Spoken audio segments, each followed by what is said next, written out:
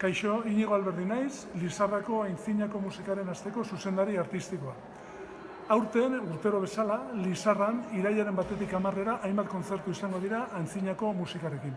Aurten gure jaialdia, gure aste honek 58 urte betetzen ditu, beraz, 50 urte betetzetik gertu gaude. Aurtengo edizioa berezia da, Lizarran egingo diren kontzertuetaz aparte, noski kontzertu danak Lizarran izango dira, baina kontzertu bat ere egingo dugu Orreagan, Roncesvallesen.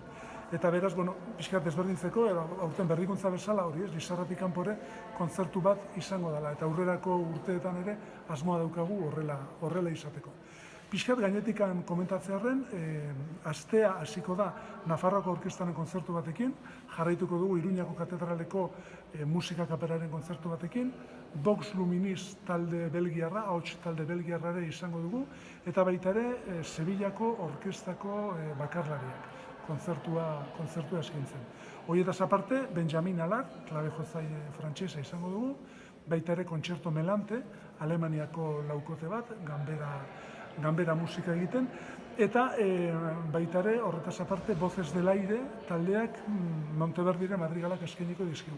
Eta baita, irailaren 9-an, egun hau berezi izango da, Lizarrako Aintzinako Musikaren Astea pixkat kalera urtengo da, eta hainbat ekitaldi izango dira, esaten nuen bezala, irailaren 9-an, Vox Bigerri, Tarbes inguruko ahots taldea eta Gizonok, Nafarroako otxotea erokorua, batera arituko dira kontzertu berezi baten. Hortaz aparte, hainbat ekitaldi antolatu ditugu, eta helburua hori musikaz disfrutatzea eta gogoratzea eta gonbidatzea, pixkat medio hau pixkat aprobetxatzea, gonbidatzeko zue guztioi, irailaren 1-tik 10-era musika, Aintzinako musika, Lizarran izango da.